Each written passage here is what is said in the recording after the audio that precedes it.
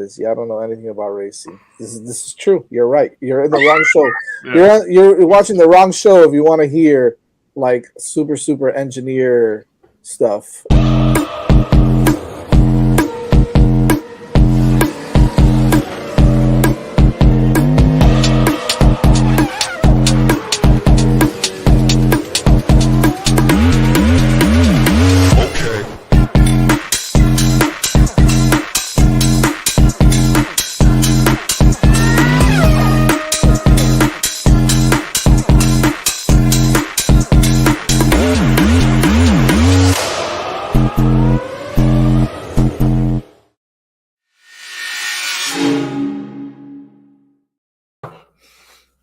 Hello, everyone. Welcome back to Hitting the Apex. Joined by my guy Evan. Evan, how's it going, man?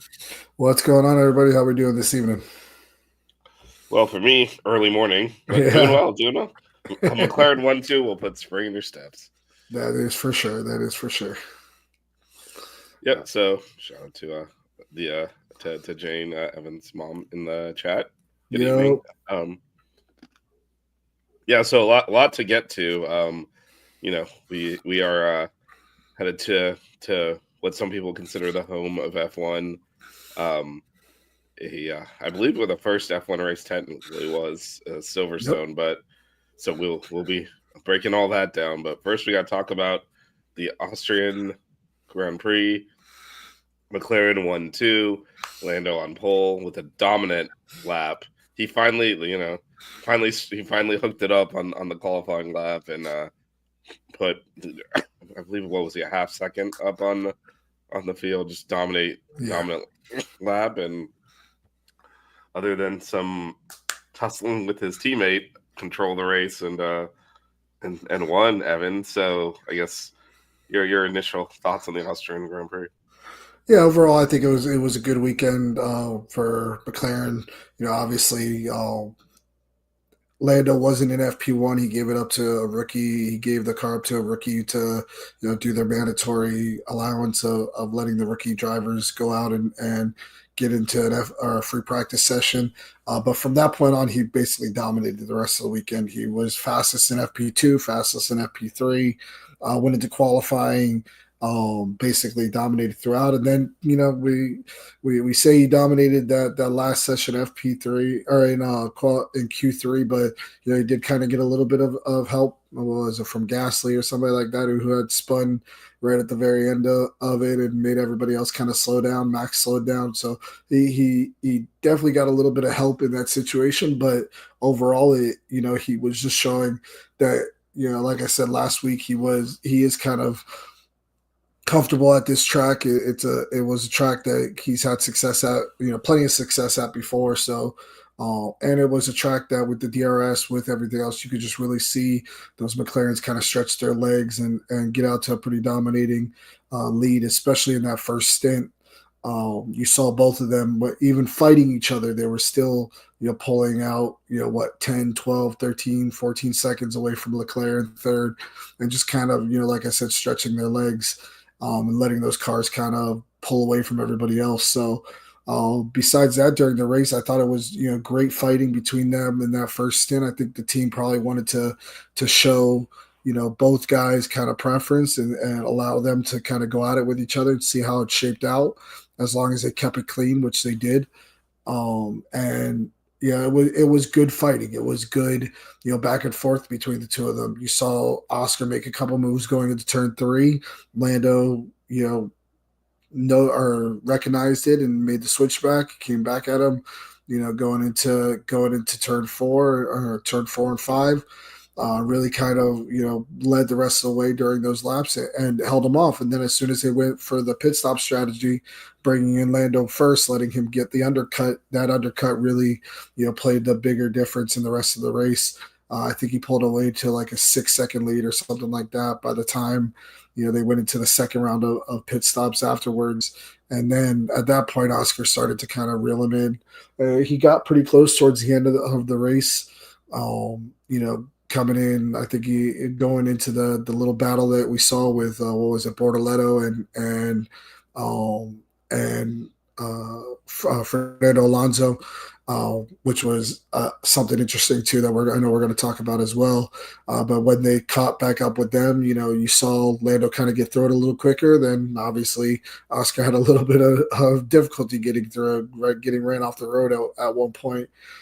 So that kind of just solidified it all. But besides for the McLarens, the big news from the weekend was Max getting knocked out by Kimi. I thought that was pretty interesting, and his reaction even so was even more interesting, just because of the fact that you kind of saw almost like an elder statesman Verstappen in that situation where instead of getting out and what we all expected him to be super fiery and going at it and going over to Kimi, he kind of walked up to him and was like, hey, it happens, just got to make, even in the press conference or the post race interview that they had with him, he was like, things happen.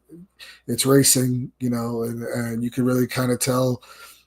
I think he's kind of at that point that he understands that he's not really up against the McLarens in a straight up fight. So it's going to be difficult. So maybe that's why he wasn't so, frustrated going or coming out of that situation. But, it was a good race overall. Lots of good fights all the way up and down the field. You had a couple guys in there who, with the Gabriel or with the Bortoletos and the Hulkenbergs getting top 10, Liam Lawson being the fastest Red Bull driver of the entire weekend was kind of crazy, considering what happened with Max. So how about you? What did you think about the race overall?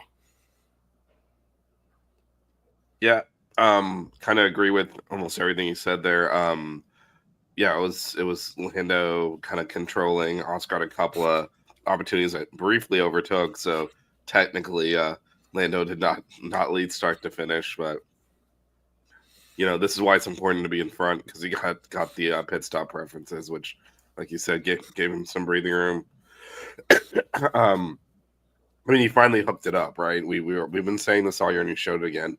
He is faster when he can keep it clean, when he doesn't make mistakes, and he didn't. And although actually he did have a couple of moments, but he kept it on track. And that's the key for him, and it was the key for him in this race. So, yeah, up top, I do think it's pretty shocking to see Mercedes a minute off the pace after winning the last race. Just a pretty big drop off there. Ferrari obviously will take the spots on the running order, but they're nowhere close. Like, I mean, this was really just a McLaren race. Yeah. And yeah, I do think Max, kind of took the high road because he knows he's not winning this year. If he was in the heat of a championship battle, I don't think his reaction would have been nearly as tame as it was there. And then, Sauber finishing both cars in the points, just that car, remember that, I believe they scored 1 point last year. Yeah. 1 point in total. What a turnaround. Yeah, so I mean that's good, and that was good as well. The other thing about it is this track. This track is such a quick track, such a short track. I mean, you got guys in the last 4 positions in the top 10 were a lap down. I mean, think about that. If this race was another 10 laps, I mean, Lando was close to coming up to Liam and George towards the end of the race. They could have been, guys in the top 5 could have been lapped if the race was just a little bit longer. So, I think again that, like we said, that kind of does show the strengths of those McLarens. Those McLarens are good, with the DRS Open, kind of similar to what we saw last year with the Red Bulls. So they can pull out a lot of speed even with or without the DRS. And they're just, they were on fire this weekend. It was one of those dominating performances that we've been dying to see from them. Yeah, and I guess we should. I mean, you talked about this. I think it was backstage, but maybe just kick the show off. But we should review the predictions, because you did get the first. You did get the winner. I got the winner at least. You did get the winner. You had Lando, Max, George, Oscar, DNF, which, as you said, almost happened with the back marker. Mm-hmm. I had George, Max, Oscar. Had Alonso top 5, which wasn't that far off. And then Carly had Max, Lando, George, Oscar, DNF. So y'all put some voodoo on Oscar, and then almost got taken out on a lap car there. So you did. I think the only position that we hit was you got the winner. So congratulations, Evan. You win nothing, but respect. But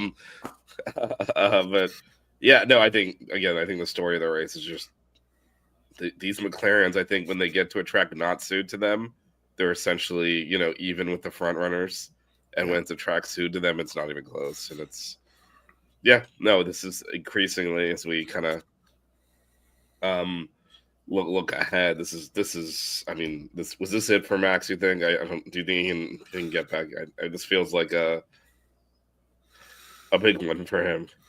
I kind of see it similar to, like what happened with Lando last year, where, around this time of year when, he did kind of get knocked out by Max. By Max. Yeah, by Max, that it was kind of a similar situation. I was kind of like, okay, yeah, he was close, but, it's gotten to the point now to where, I don't think that we're really going to be able to see, a big comeback. I mean, it would take a lot. It would take, Lando getting knocked out of a race, Oscar getting knocked out of a race, maybe even both of them even having that plus a couple bad weeks in a row where they're, not even in the top 5 for him to really come back into the swing of the fight. But it's Max Verstappen. You can never really count him out. I mean, as shown by our predictions this week, we all kind of had confidence that he was going to be up there. And realistically, he was up there. He gained 4 or 5 positions right before that turn 3. So it was because of how fast he is around that track that he was even in that position to where Kimi came up and hit him and knocked him out. So, he did get a really good start where he was probably going to be up there fighting, at least with Charles, for a top 3 spot. But, he just kind of got put into a bad position, and with Kimi trying to miss Liam Lawson on that turn 3 locking up, he kind of barreled right into him. And again, that's not something that's uncommon. We've seen that happen at this track even, but we've also seen that happen at many other tracks. These guys are pushing as hard as they can in that first lap. They're so tight with each other. I mean, these cars are virtually playing bumper cars for the first about lap and a half before they really start to spread out from each other. So, it was good racing overall for the whole weekend. I kind of do feel a little bit bad for Max in that situation because we do want to still see fighting.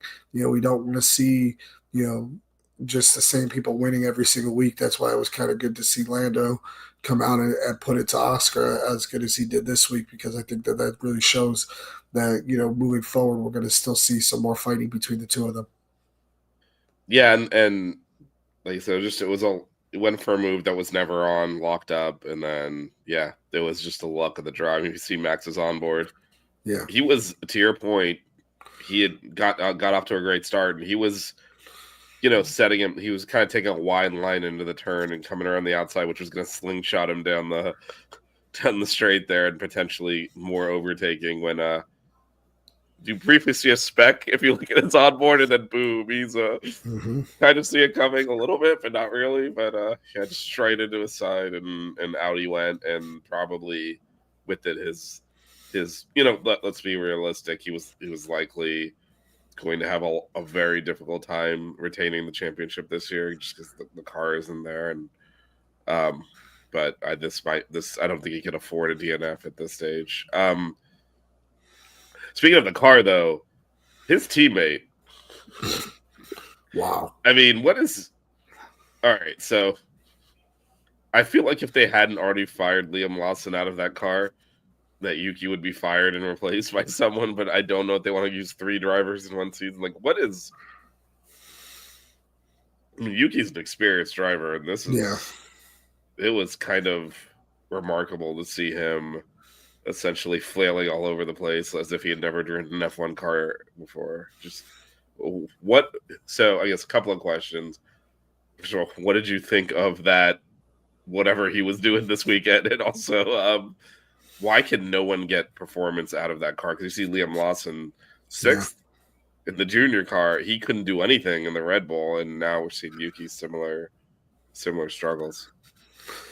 Well, I mean, I think we've talked about it, before. There was a fundamental shift in this car, and that was when Adrian Newey left the team. And I hate to keep on harping on this, but there really is of a big line of of difference between when he left the team. Before he left the team, they could set up these cars for the two different drivers. They had everything okay, everything was good. They ran well.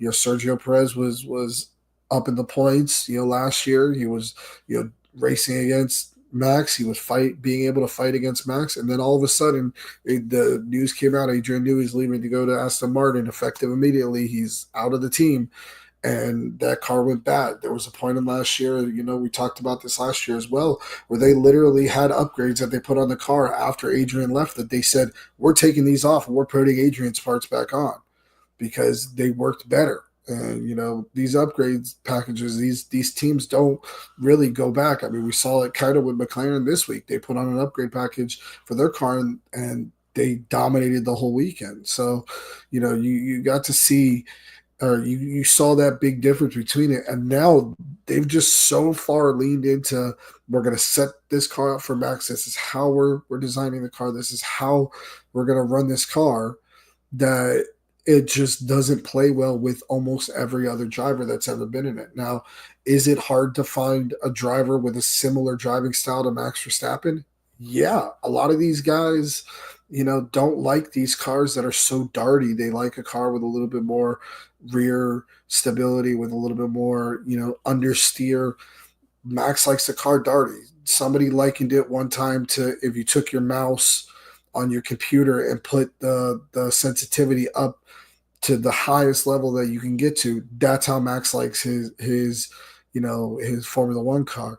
You try, if you're somebody who plays, shooting video games or anything like that, you change the sensitivity on your controller or on your mouse, it completely changes the way that you're able to play that game, or you're able to, aim that mouse, in that situation. So it's like the rest of these guys are so used to one way, and have been driving these cars and these Formula One, Formula Two, Formula Three cars a certain way, that now they're having to adapt, or now these specific drivers are having to adapt to a way that Max Verstappen likes driving a car, and they're not able to do it. It shows.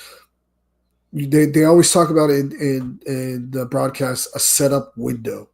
There's a setup window for these cars. You design it to a certain level, and then there's a window to where you can set it up to. The cars like the Racing Bulls have a wider setup window, so you're able to kind of delineate between a car that's a little bit more understeery, a little bit more oversteery, a little bit more, loose, tight, whatever the however you want to word it. They're able to set it up in that window. The window for the Red Bull is very narrow. It's very small. It's very much, it works well this way, but it doesn't work at all this way. And if those drivers can't handle it the way that Max Verstappen likes to handle his cars, then they end up falling towards the back. And at a track like this, where the emphasis is more on the high speed corners, not the low speed turning, or the dartiness of the car helps out. These corners are very wide at Spielberg. They're very long at Spielberg. There's the one really tight turn at turn 3, maybe even turn 1. It's pretty tight as well. Everything else is pretty much an IndyCar turn. It's flat, wide, or flat footed, wide open throttle. You're going as fast as you can around these corners.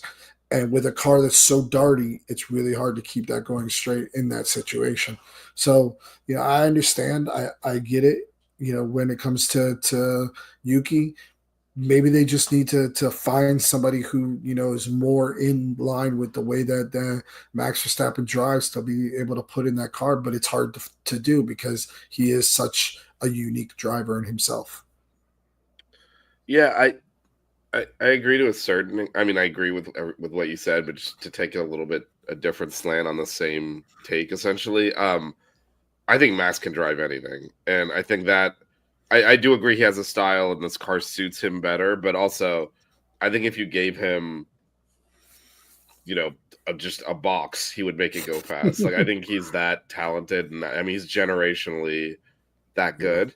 I mean, criticize him for being an ass, and I don't know that he's necessarily fair all the time in the way he defends and the way he drives. He definitely pushes the boundaries of the rules, and I think part of that, obfuscates that just flatly. You stick him in a car, I don't think it matters what car, he's going to get it.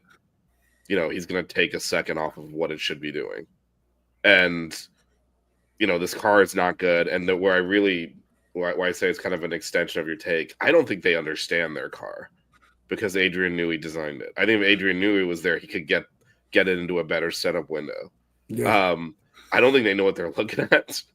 And like you said, they've struggled to upgrade it because they don't understand how to upgrade the design. The design concept is not theirs. It's kind of shocking in 2025 F1 that they were beholden to one person's brain like that, when everything is so computerized and efficient, and it's kind of went the other way. But like you said, when they brought upgrades, they made the car worse. Yeah. Because I don't think they understand their car. The man who understood their car left. Yeah. And you've seen it, like you said, it's almost like flipping a switch. His departure to just the degradation and performance out of that car, which, this race last year was kind of that crossover, like, oh, the McLarens can actually compete with the Red Bulls. Mm-hmm. That was this race, when it was like, because before that, other cars had won races and done certain things, and obviously like Lewis won Silverstone last year, but in a Mercedes, but like it was pretty. Remember, Carlos won in Australia, right? Yeah. But if you recall, like, other than Max DNFing, it's like, this is not even competitive. Yeah. And this was the first race where, like, hey, wait, the McLaren's there on pace. Mm-hmm. Right? Because before it was always, well, Max had an issue, or safety car came out at the wrong time. Remember, Lando won in Miami last year. Yep. And it was like, well, the safety car, it was never like, all right, this is just a straight fight, and the McLaren's faster, which when Max hit Lando last year. And, it's been a drop, off from there to this point where, Max is in second because is in third. Because he's Max. Yeah. But like, they're the fifth fastest car probably right now, just on balance. Pretty much, yeah. Yeah, shocking how quickly. Yeah, shocking how quickly that happened. All right, before we kind of look at the stands and kind of move on to Silverstone, a couple other things. First of all, do you have a driver of the day? I'm gonna go just purely on the like craziness that it happened. I'm gonna go with Bortoleto. I think Bortoleto actually had a pretty decent weekend overall. Fernando Alonso going up and congratulating him. Was this his first top 10 of the year? I think it was his first points of the year, if I'm not mistaken. I thought he had scored. Did he not score in Canada? I don't remember. I might be mixing things up. Hold on, I am doing a quick check. You are correct. First points of his career. Yeah, yep. So it's his first points of his career. Nice. He was up there battling with Fernando Alonso, and that meant a lot. Just because not a lot of people, people who know F1 know this, but I'm sure a lot of our audience doesn't know this. Fernando Alonso is actually his manager.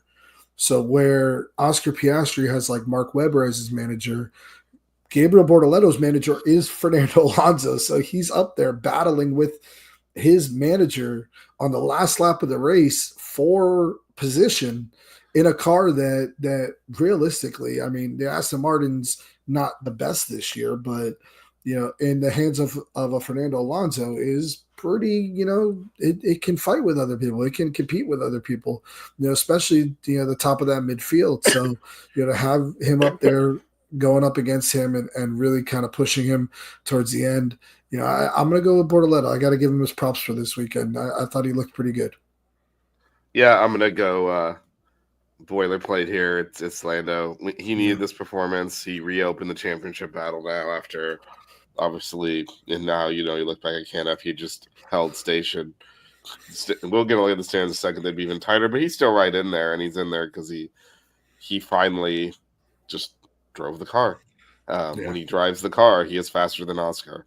Marginally, not significantly, marginally.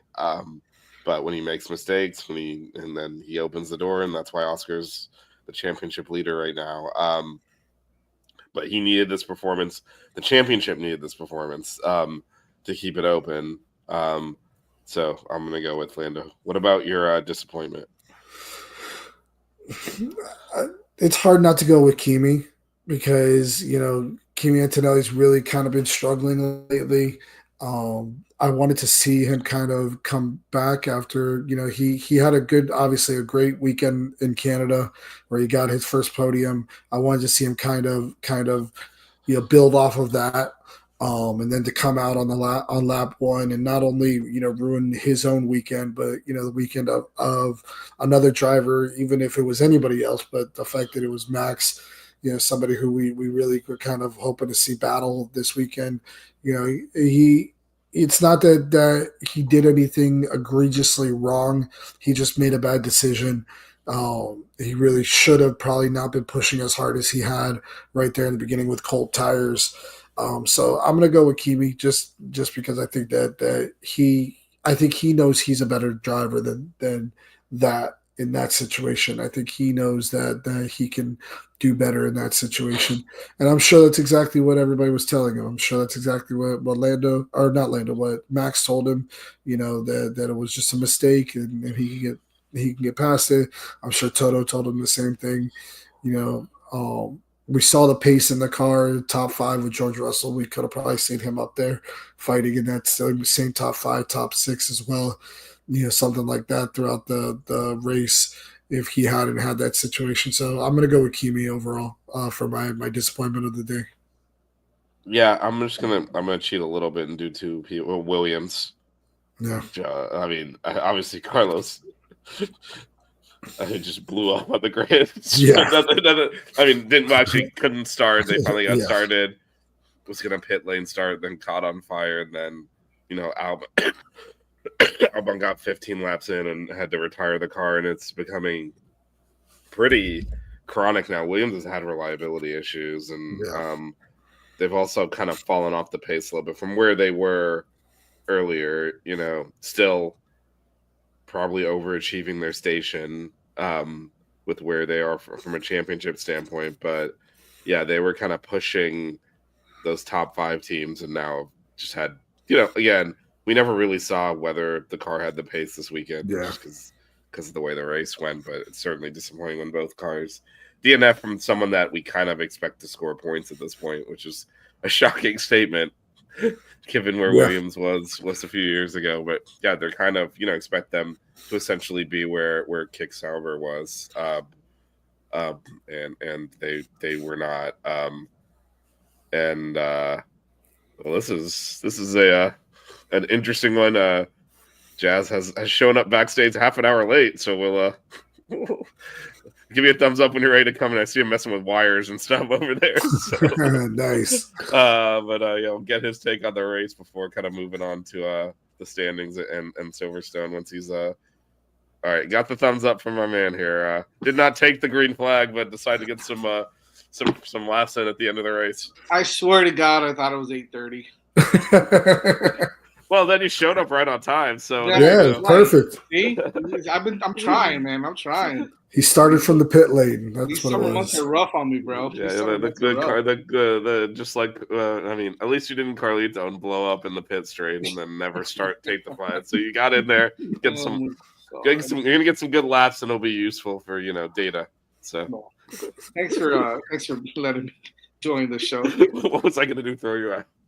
Come on. Tell me, dude, just go. I would have been like, whatever, bro. Oh man. We just done driver and disappointment, but why don't you give us your take on Austria, and then you can go ahead and throw in your driver and disappointment as well. I mean, it was. I guess the beginning. I'm gonna be honest with you. Like, I missed the first 2 minutes of the race, which was like the most exciting part. So I missed the crash between Antonelli and Verstappen, which would have been just exciting to watch and all that. But look, at the end of the day, man, even through practice and everything, it's the papaya power is just balling out of control right now. So I think I didn't know. So obviously Charles showed up again and did really well in qualifying. That's kind of his thing, but look, I right now I think that Ferrari is overperforming right now with the car that they have. both guys, right? Both Leclerc and Hamilton. But I feel like that P2 qualifying for Leclerc was eventually going to end up as the P3. I think Piastri just made maybe one little error in qualifying that kind of dropped him down. So Well, he had to slow down because of the Gasly wreck. well, there you go, right? So Yeah. I eventually at some point thought, he was going to overtake Leclerc. I just didn't realize it was going to be in the first turn. So, but look, all around, another solid performance by McLaren. More than solid, right? They won by at least 19 seconds. That was when the next team was behind them. So, so a really nice showing by them. Really nice showing by Lando to kind of put it all together. And then Ferrari kind of did really well as well. And then I think the biggest surprise for me, I don't know if you guys have gone through surprises yet or not, or anything like that. But no, but go for it. It's part of our just general take, so go for it. I was impressed with Bortoleto. I think Bortoleto drove a nice race for that terrible Sauber. I mean, they both ended up in the points. Obviously, there's a couple of teams that probably could have knocked them out of the points, but still, Bortoleto kind of looked good throughout practice and qualifying as well. I know he made Q3 in qualifying, so it's kind of fun to see him end up in the points. And I think he's a pretty good driver. I know that's not a great machine that he's in, but it's nice to see him and Liam Lawson kind of show up a little bit in that Racing Bulls and that Racing Bulls machine as well and do well. So the bottom of the top 10 was more impressive to me. But again, Verstappen not in there, Antonelli not in there. Maybe even Gasly and some of the other guys that could potentially have knocked them out were not in there either. But still, you got to capitalize when you have an opportunity, and they did, right? I mean, Ollie Behrman looks like crap. He could have, capitalized and gotten in there. He didn't. He was just outside. So overall, I think it was just kind of par for the course type of race. McLaren winning. Not excited. Not too shocked by it, I guess. Yeah, no, it's the dominant car. Yeah. The one other thing you mentioned, Gasly, Alpine fired Another Jack person. Doohan and they fired Jack Doohan to put Colapinto in there for a quote 6-race trial. He has not scored a point either. Huh. He's still in there, I guess, but I don't think I ever recall a firing and just zero difference. And they got rid of another executive too. Yeah, for some reason they decided to let Flavio Briatore run the entire organization to the ground. So, are they still going to be Alpine next year as well, or are they change? Is that changing? No, they're still going to be Alpine, but they're going to be running Mercedes engines next year. Gotcha. So they're still going to be considered Alpine, like the team name wise and the team ownership wise, but they're not going to be a manufacturer of engines anymore. So I mean, who knows? Maybe that'll help them out. We see the power that those Mercedes engines have, as long as you can keep them alive, which hasn't really been the strong suit of them, except for McLaren. McLaren. McLaren is somehow able to probably McLaren. Then Mercedes, the actual Mercedes, will be on the bottom of the. The bottom of the circuit. Everybody else with Mercedes engines will be on top. Exactly. Yeah, the one thing that we don't we don't spend a lot of time talking about engines anymore. They've kind of been commoditized, and the Ferrari and the whatever Red Bull engine you want to call it, the Honda essentially, and the Mercedes engine are all really good. So, there's not really a differentiation that's so drastic there that you ever say, well, they won because the engine was stronger. The exception is the Alpine. That engine sucks. Yeah. And they are very down on power compared, and they measure this. They're down on horsepower in the straights. They cannot hit that speed. So it will definitely be a bonus to them to get another engine supplier. They have not developed that engine well, and this is the same. Obviously, the same company that Red Bull won most of their championships with before the Honda partnership, and obviously Renault as a works team won a couple with Alonso, all this in the last 20 years. So pretty big fall off to the point where their engine is just by far the weakest on the grid, and they can do whatever they want with that. It's for all the other teams, it's kind of baked into the cake that the engine's going to be there. They're going to get a necessary amount of power out of it, and then they design around that. And Alpine can't do that because they just don't. They're down on power, so it's a not a great situation. And Ocon I'm sure is very happy, got fired by them and went over to Haas. It's a better car, and it's a better team right now. Yeah.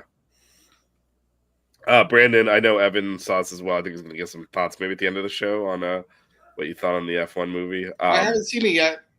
I haven't seen it either. No spoilers coming. Promise. No. I warned him backstage.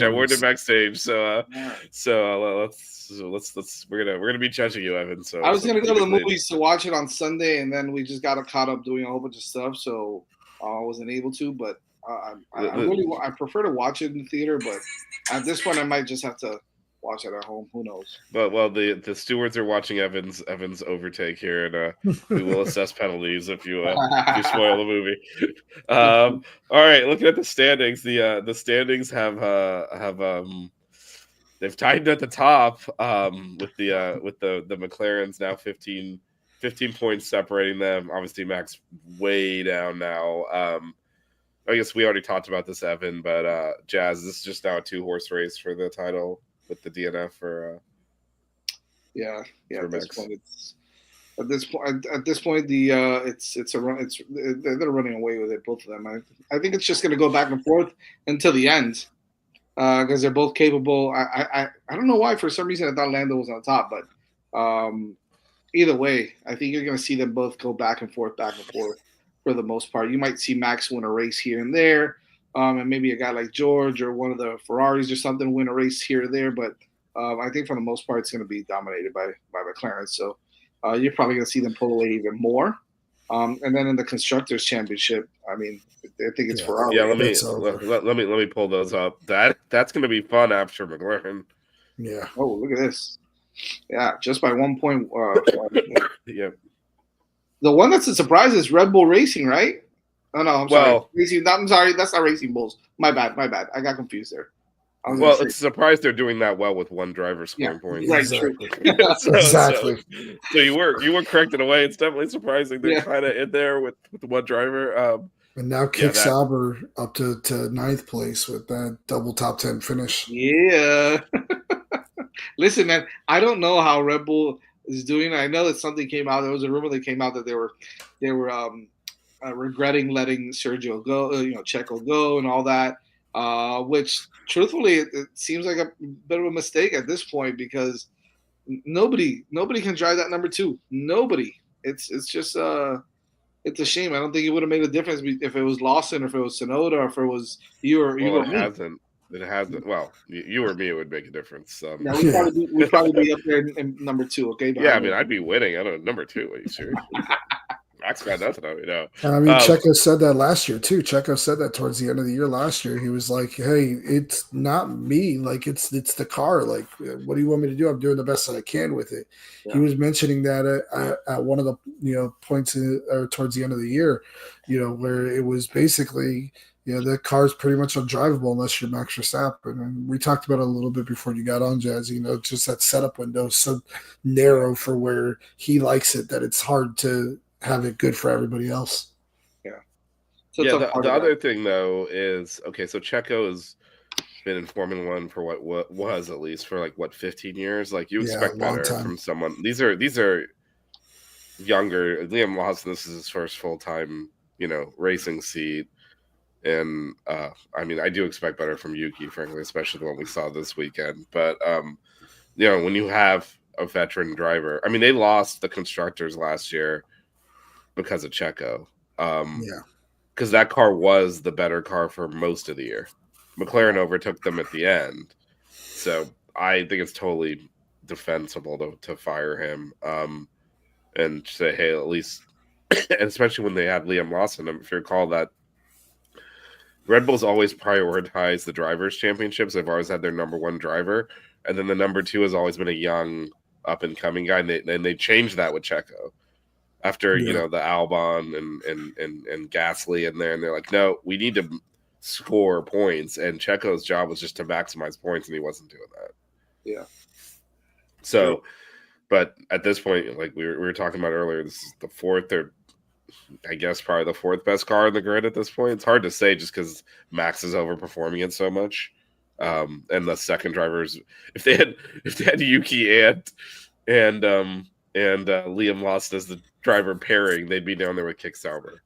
So that's kind of just a Max joint. But yeah, the battle for second has swung back to Ferrari now after a Mercedes double podium in Canada took over second. They partially due to Antonelli DNFing, but as Jazz said, partially due to Ferrari.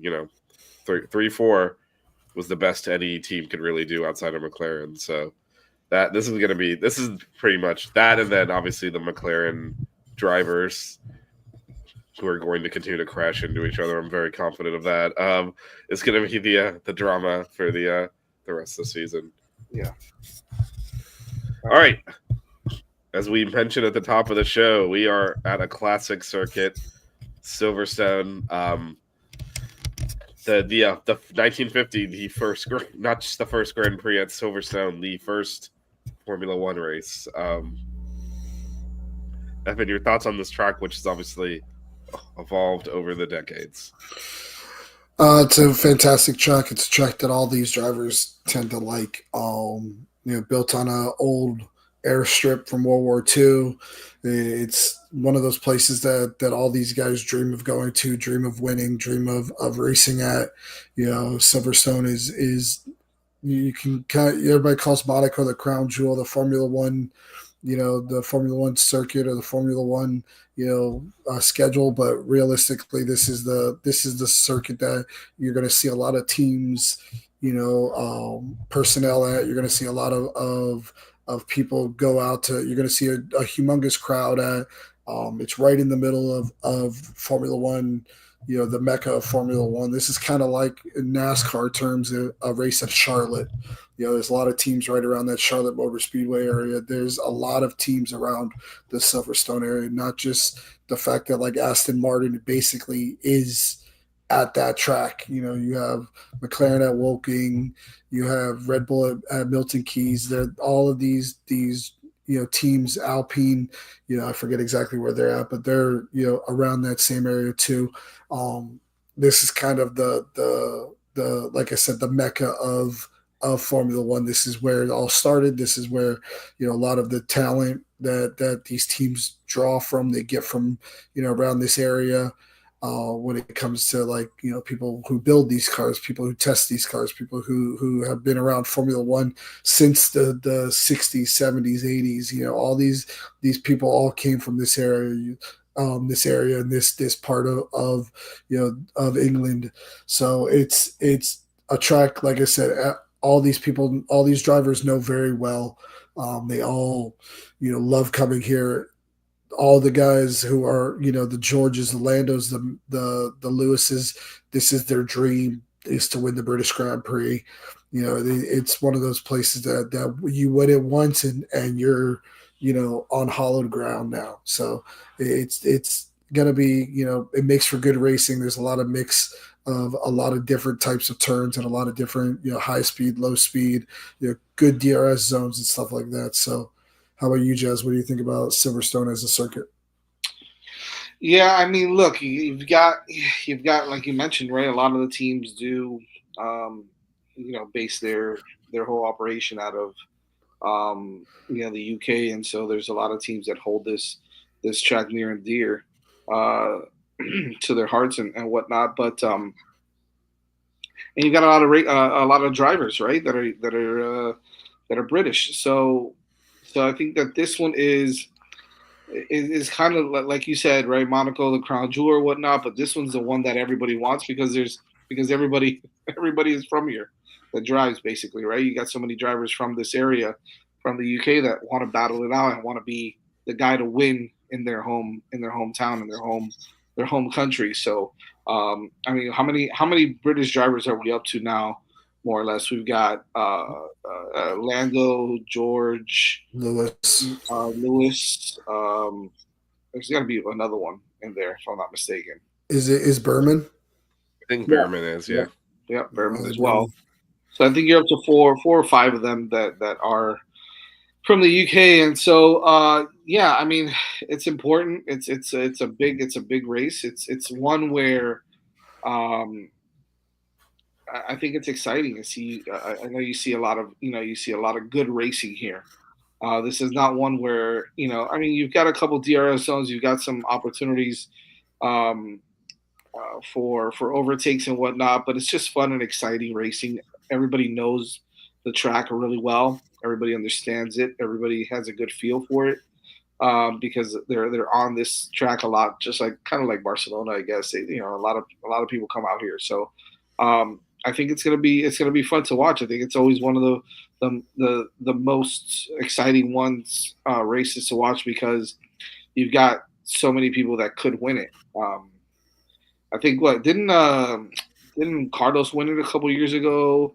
And so there's been a lot of different guys that can win it, and so I think it's just going to be exciting about it.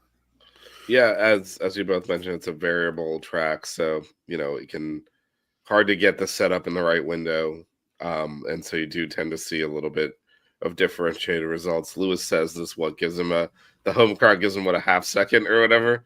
Yeah. He has won here. You got that last several year. times. Yeah, he won last year, including last year in a Mercedes that was not really race winning caliber generally, but he was able to win here.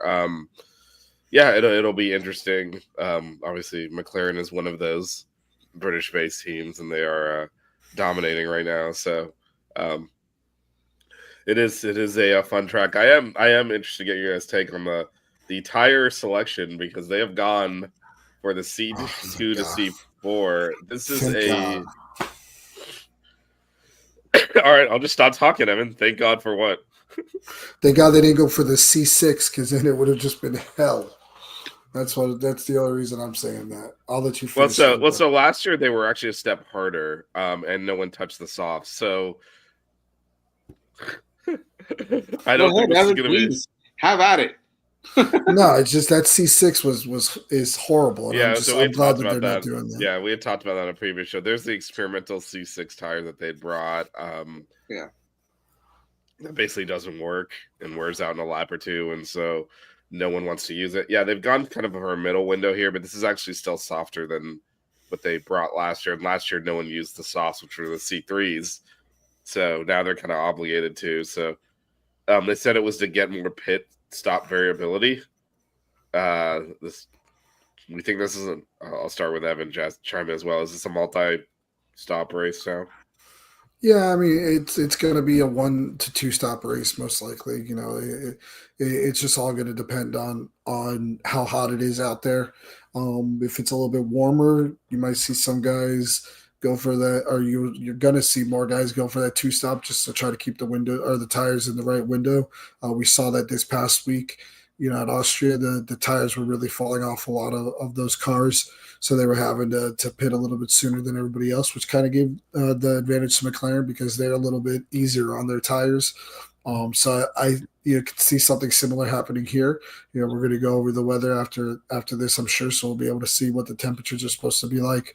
But overall, if it's a little warmer, I expect a 2 stop. If it's kind of at that level that it could be a 1 stop, you're going to see some guys go for it, and it's always good to see that the ability to have that difference in strategy because there will be teams that are going to try to push it and try to go long on their hard tires and then make those mediums last or vice versa to try to see if they can withstand the entire race with it. So I guess the fact that they saw the data from last year and realized let's go a little bit softer this year to try to force those second stops is really telling with how they expect this race to go.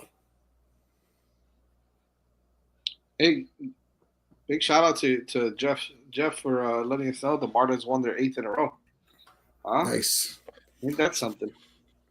Good job, Martins. Got to do something right. They can win another 8 in a row. They can get to 500. I think. Yeah. I think they're only a game down actually, which is pretty cool. Yeah, for me, I really, I don't pay a lot of attention to this. I think that there's so many different variables, as you've mentioned, Vish, also, and so many things that can happen that could change the strategies on what they do. Practice can play a big role in what tires they start to feel really comfortable with. Um, the track could evolve a little different. There's so many different things that could happen that one way or the other. I think you're probably looking at the C3 as a tire that's going to be the most popular one, and we'll see throughout the weekend to see what happens. But at the end of the day, I just think it's all based off of what happens on track. If there's some safety cars, if there's some red flags, whatever, God forbid, but if there's stuff like that, then you're going to see some change in strategies. You may see, a guy who starts at the back that's really fast and for some reason didn't qualify really well, go with the longer tires early, or vice versa, to try to get in front of everybody. So it all depends. It all depends on what happens with these strategies. But I do expect it to be, I do expect it, just like last year that he used the softs early. It's probably going to go with C3 and C4 more than likely. But you may see the softer tire if someone needs to get some sort of an edge for a short amount of time. Yeah, one of the things to Jess, your point, one of the things that we don't talk about a lot is the tire allocation for the weekend. They don't get a lot of hard tires, so they generally, but when they get to the race, if they think they need it for the race, they're like, we're gonna go for it and figure it out during the race. We don't know how these are gonna last, so it's a little bit. I think they get 2 sets of hards for the whole weekend. How come they only get that as opposed to more? That's how they allocate the tires. So, because most of qualifying you're going to use generally the softer compounds, so they don't. And after every set, there's all these like weird technicality things, but after every session, they have to give back a set of unused tires so they can make sure they didn't mess with that. Like, there's all these like these things that they have to go through procedurally, so they end up with only a couple of sets of the hard tires. So they generally do not run them during practice sessions or qualifying, and then when it gets to the race, like, let's see these work. The other thing we have talked about a bit, and we saw this in Canada too. I'm curious to see what tire they choose to qualify on. This might be another situation where it's borderline whether the medium is actually faster.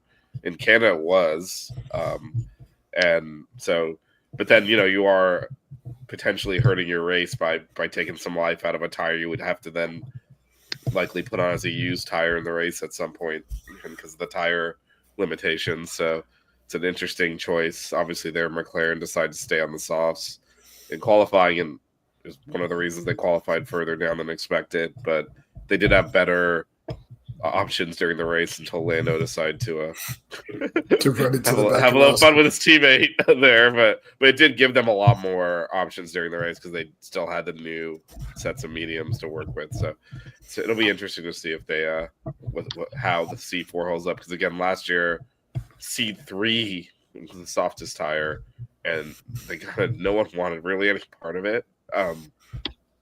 And now they're gonna have to use it a lot. Medium tire. Yeah, they're gonna have to use it a lot. Period, because you have to run multiple compounds and all that. But I wonder if the C4 is even a usable tire. Definitely better than the C6, though, Evan. Definitely better than the C6. Definitely better than the C6. And you mentioned weather, just real quick on that. So it is going to be, I think, moderate temperatures, 60s and 70s. 40% chance of rain on Sunday. Now, 40% is obviously less than half, but in the UK, it tends to just drizzle on and off. So we'll see. Last year, they did use the inters at one point as well because of that. So if it comes in heavy enough to force them off of the slicks, then that obviously changes a lot and potentially gets them in a window where they don't have to run the softs or even the mediums. So if they can go inters in hard combination, that might actually be a preferable strategy. I like how they still have the soft tire when there's never any need for it, because if it rains hard enough for the soft, they just red flag the session. That's great. So no one runs the softs anymore. Anyway, on to timing. We are back on a traditional calendar. Time-wise, practice 7:30 on Independence Day. Independence Day. Yeah, and Independence Day on Friday. Practice to 11 a.m. Practice 3 Saturday 6:30. Qualifying 10 a.m. on Saturday, and the race 10 a.m. on Sunday. All right, we are. It is time for everyone's favorite segment. Who wants to actually? I skipped a segment. This is why we have show notes. What drivers are we looking at? Anyway, who are the drivers we're looking at this weekend? Jazz, will start with you on that. Who kind of watching closely here to see how they perform?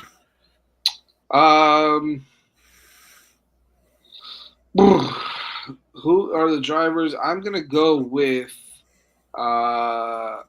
Max. I'm gonna go with Max Verstappen.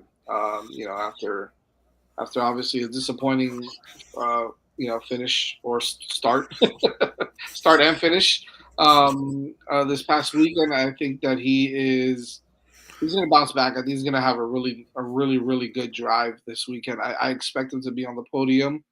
I think he's one of those guys that he drives better when he's pissed off, and he's always has a little bit of an attitude, but he's probably pretty pissed off right now at the way things are going. He's got no help. He's just going to go out there and just drive his ass off. So I'm looking for him to have a really good drive. I hate to say it, but I think that he's going to come out. He's going to do well. And I think Lewis Hamilton is going to do well also. He's doing really well in that Ferrari right now, and it's his home track. He won it last year, right? So maybe he comes out and he's competitive again. We'll see. What about you, Evan?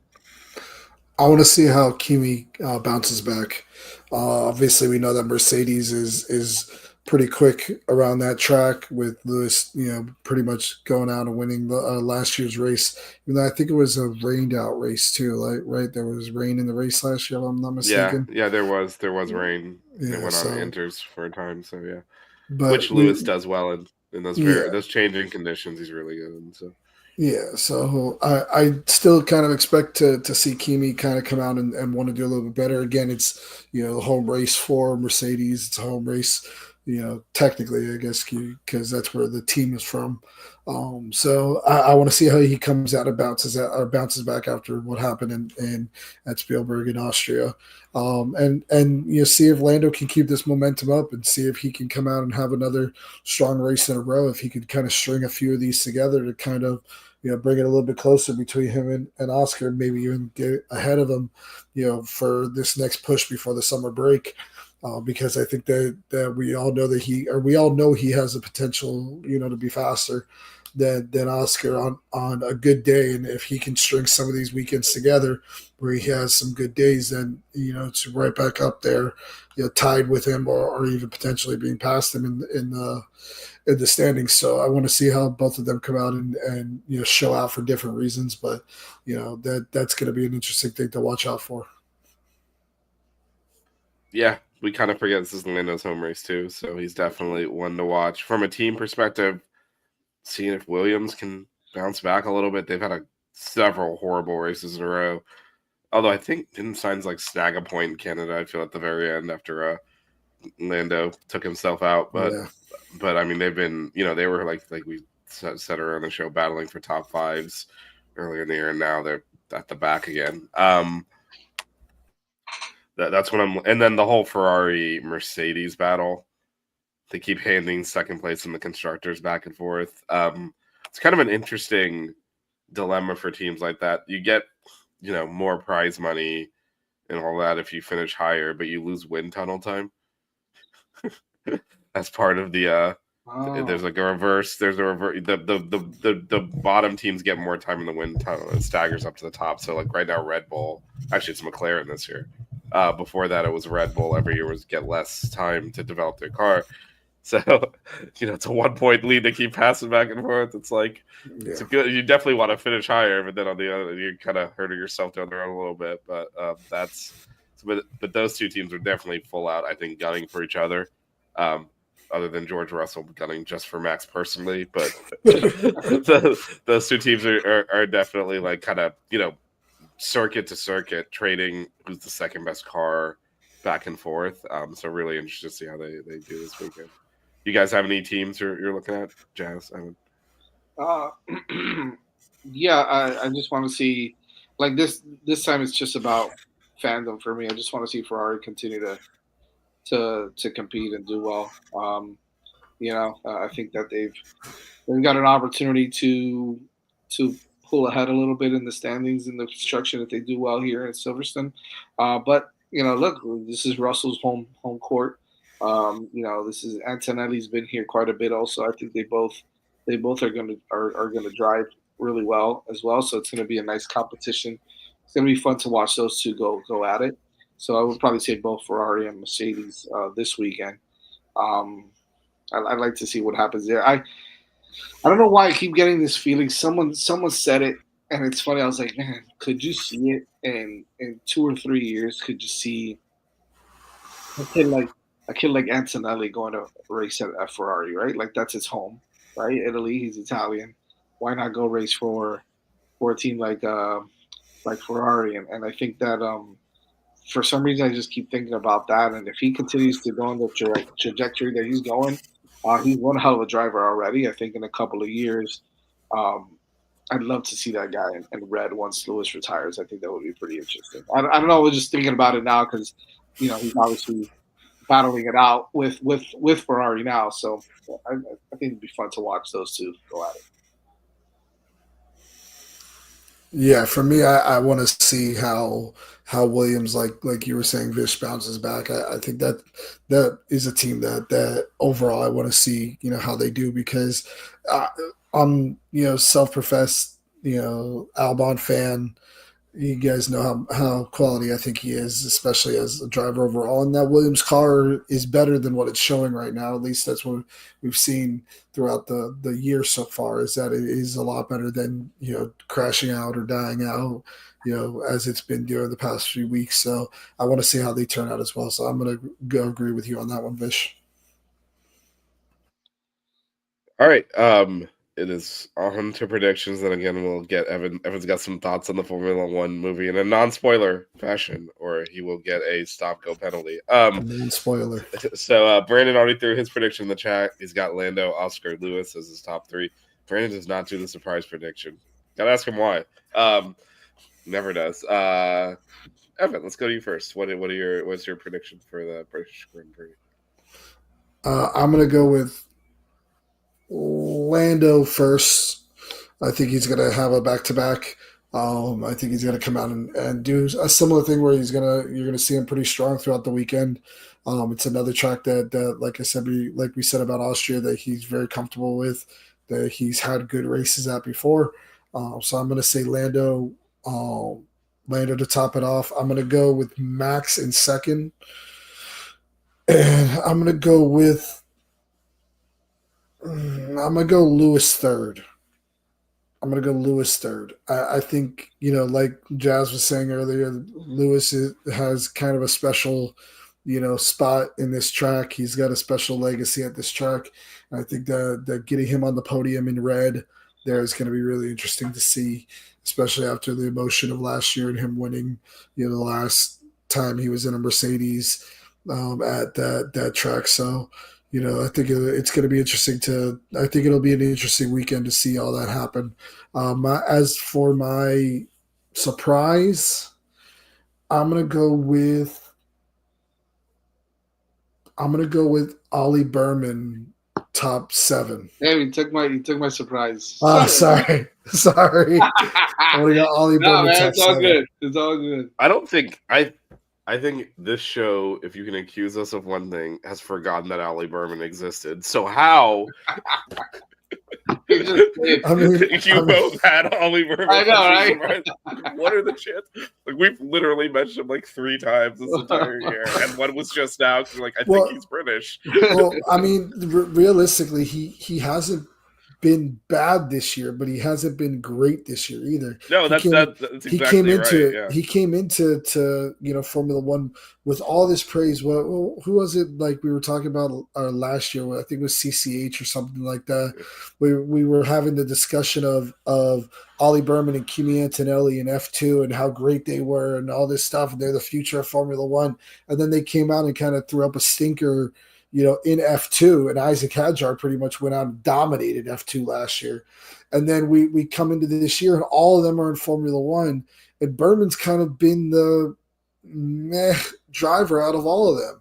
You got Bortoletto, who looks good but is in a crap car. You got Colapinto, who I'm just going to leave it there. Kimi's been doing great. Hadjar has been doing great. So it's kind of like he just kind of got swept under the rug, and it's bad to see it because he does have a lot of potential. And I think that car is just good enough to be able to compete, but not quite good enough to win a lot of these battles that they're having with a lot of these other midfield teams. But I can see maybe something happening throughout the race, maybe a couple safety cars or something like that. British as well? No, he's Australian. Oh, New Zealand. New Zealand. Yeah, you're right, New Zealand. Okay. Oscar's Australian. Yeah, Australia. Yeah, no, good point on Behrman. He's kind of part of the scenery. He doesn't do anything like spectacular, like wow, he finished top 5, but he also like doesn't do anything wrong. Yeah. So that's why like we talk about Colapinto a lot more because as Evan said, we'll leave it there. But he doesn't really make any mistakes. He's just kind of like going about his business under the radar a little bit, putting the car where it should be, finishing where it should be. So it's not really been, which is not like, at the top of the grid. So it's not really been noteworthy. And we kind of never mention him or Ocon for that matter, really. Yeah. So the Haas is kind of just a solid back of the middle part of the standing. And they kind of both are performing where the car should be and putting it there. And it's just under the radar entirely because of that. They don't blow up. They don't hit anyone. They don't do anything wrong. They just kind of circle the track and collect their points and move on. So it's kind of a not as noteworthy as when Gunther Steiner was there yelling at everyone on the radio. So, Jazz, your predictions. So it's funny is that I have my predictions the same as yours also, Evan. So I'm gonna switch it up though. I'm gonna say Max will win it instead. So I'll go Max Lando Lewis instead of Lando Max Lewis. I'll go Max Lando Lewis, and then my surprise for the weekend will be, let's go Bortoletto again in the top 10. How about that? Let's get to the top 10 again for Sauber. So that would be his second point smash of his career. So there you go. Yeah. There you go. I like him. I think he's a decent little driver. Yeah. He's pretty good. Yep. All right. I'm going to go with Lando winning, my guy George Russell second. You would, damn it. I just feel like the Mercedes is so up and down. They were down. They got to be up. Like, that's the way they are. But he's kind of figured out that machine, too. He's been driving it a lot better. The car is just, it's very inconsistent. Yeah. So I expect it to oscillate back their favor. When it's on, he's really good. So yeah. Yeah, and I don't think he's inconsistent. The car is just not suited for most tracks. When they get the right track, he's putting the car where it should be. Getting on podiums, whatever the maximal is, he's getting there. And then I've got Lewis third. An all British podium. Nice. Yes, and the reason I think it's going to happen is surprise pick Oscar DNF. He's gonna run into Lando again or some shit. Oh. I mean, he almost did. He locked up and they basically told him, "Don't do that anymore." He almost took out Lando trying a overly ambitious overtake. Oh, look, Carly showed up just in time. You got your top three surprise. Throw it in the chat if you got it. Yeah, overall though, I think this will be a fun race. It is an interesting circuit. So yeah, we'll see. We're all confident in Lando. That's interesting. I don't think none of us put Oscar in our top three, huh? Nope. That is a surprise. If we could have a collective surprise pick, that would be it. That none of us thought that The leader of the Austrian- championship is going to be on the podium. All right, well, I got Carly down for Max at least. All right, guys, got it. Oh wait, we do have something else. So Carly, you got a little time to make your prediction because Evan would like to non-spoiler variety talk about the F1 movie. So I'm not going to say much about it, guys. We're all F1 fans here. It is definitely a must-go see. That's the gist of it that I'm going to say. Everybody who watches our show, we all understand a lot of the aspects of this sport. We understand the technical aspects of the sport. There's a good amount of that in there, which makes it really fun for us as Formula One, aficionados, I guess you could say, if you could call us that, really, to go and watch a movie like this, because there's a lot of things that if we're sitting there next to somebody that we're our family members or friends that we go to watch movies with or whatever, you could sit there and you could say, this is exactly what I'm talking about when I watch these races on Sunday. This is how these guys do these things. These are the decisions that they make that change the way that the races go. It was very fun to go out there today, go and watch it on the IMAX movie screen with two out of my three. IMAX. Oh yeah, I went with my wife and two of my sons. My 10-year-old has been pining to go see this movie, and he's not the biggest car guy in the world. He likes cars, but he likes the cartoon movie Cars more than anything else. And he is autistic, and he just has been begging me for the past week to saying, we're going to this movie, Dad. We're going to go see this movie. I don't care. I'm not going to school. We're going to go, because they're in summer school. He's like, we're going to go see this movie. So, but the action is what got him. Oh yeah. Yeah, Oh yeah. And that he was focused in during the racing scene. And awesome. Visually, the movie was fantastic. If any of our listeners and YouTube watchers have seen the Top Gun Maverick, it was the same director. The same visual style goes into this movie. I thought that the actors did a great job. Brad Pitt and did Idris Damson, I think his name is Idris Damson. They did a fantastic job. There's a lot of parallels that you can see between some of the characters in the movie and a lot of real life people in Formula One. That was very interesting to see. And like I said, it's a fun time for us as Formula One fans to go out and see the sport that we love represented in a way that is positive and in a way that shows the dynamic that these teams go through on a year-to-year basis. So it's a definite go see, definite recommend. I'm giving it a 9 out of 10. Wow. And I only say that because for racing movies, there's a couple that are ahead of it, like Grand Prix from the 60s, like Ford versus Ferrari or Rush. It's right up there with those ones. I'm saying it now.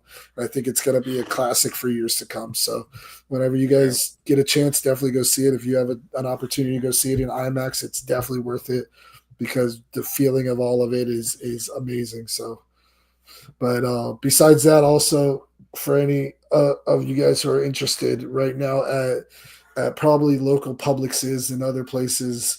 Hold on, we're gonna bring back a Jazz will know this from the Six Ring Show. You are getting full screen, my friend.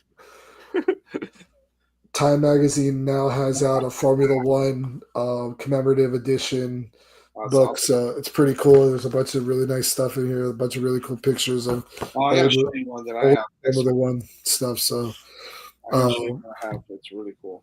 I saw that at Walmart today when we were out shopping after we went and saw the movie, and I'm like, I gotta pick that up because it is great. It talks about some stuff from the movie as well, but it also just shows a lot of stuff from classic Formula One to modern day and history and stuff like that. So pick it up for your Formula One friends and your family, or Formula One lovers in your family and stuff like that. So it's definitely something that's going to be cool to have on a coffee table and stuff like that. So. That's what I got. Awesome. So Cool. Carly did come through with some predictions, although I'm assuming when she said Kimmy banned, she meant DNF and not that he was going to do something that's going to warrant a race ban. So I wrote down DNF for that, but she's got her boy Max winning, then the McLarens, and then Kimmy, I'm assuming DNF. All right, just to recap the races this weekend. Qualifying 10 a.m. Saturday, race 10 a.m. Sunday. Should be fun. We'll see if Lando can close the gap, and we'll see who comes out on top between Ferrari and Mercedes for that number 2 spot. Evan, Jazz, thanks for joining me. Have a great rest of your night, and I will. I see the sun. I see the sun coming up. Yeah, the sun has come up in the middle of the show here. If you want to, that's insane. Big win by the Madridistas today against Juventus. Yeah. All right. Yep. So let's keep it going. Today for you, I guess was that today for me? I don't know. I don't know what day it is. All right, I'll. No, it's tomorrow for you. Right, it's tomorrow now, right? It is tomorrow. It is. I was gonna say it's already the second for you, I guess, right? Yeah. No, the first. Oh, wait, no, second. Yeah, I was gonna say it's the so second. one of the other reasons I'm confused is in order to coordinate stuff back home, is my clock on my computer is still on Eastern time, so it says it's 9. So the time here is 6:48 a.m. on the second. Oh my God! That's what it is. The sun has risen. A beautiful day in India. You're already in the other part. You flew this morning, right? Yeah, I flew yesterday. Oh, yeah. So yeah. Yes. Right. I've got one now. Now it's just leave in a couple of days. So anyways, all right. I'm gonna wait. See you guys later. All right, I'll see you. Bye, guys.